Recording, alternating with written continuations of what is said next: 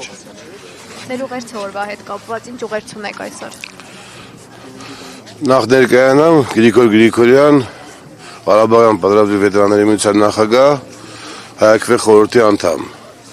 Այսօր իմ համար եւ իմ զինակից մարտական ընկերների համար իրականում տոնն է, ի տարբերություն շատ-շատերի, որոնք որ նշում են հոլոկոստի տոնը։ Մեր բանակի տոնն է, մեր բանակը եղել է փառաբանց բանակ, իհարկե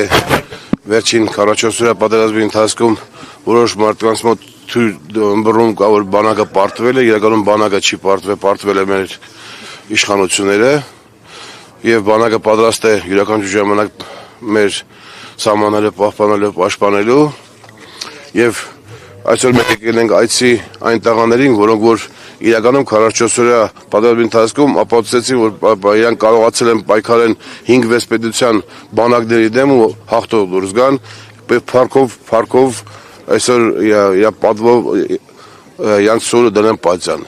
Եվ մենք պետք է պարտավոր ենք մշտապես ոչ միայն նման օրեր, այլ մշտապես այցելել մեր տղաներին,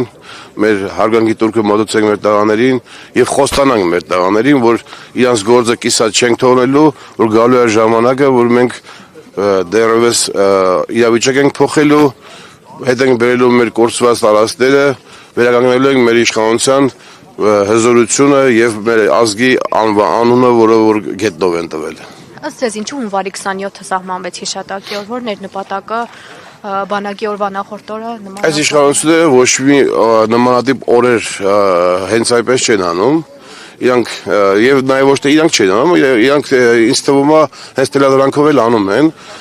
որովհետեւ նախ Իսրայելը չի ճանաչել հայոց ցեղասպանությունը, մենք ճանաչում ենք հայոց ցեղասպանությունը, քիչ չի եւ նաեւ այս օր ենք նշում, օր ենք նշանակում, որ հոլոկոստի եւ ժողովրդի մոտ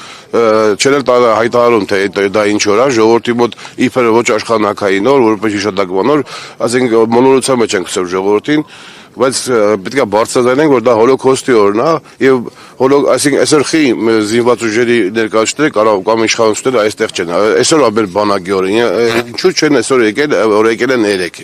այսինքն հոլոկոստ են նշում, մեր տղաների արյունը թափած օրով իրանք հոլոկոստ են նշում, թող նշեն, իրանք քիչ ժամանակ է մնացել, շատ քիչ ժամանակ է մնացել։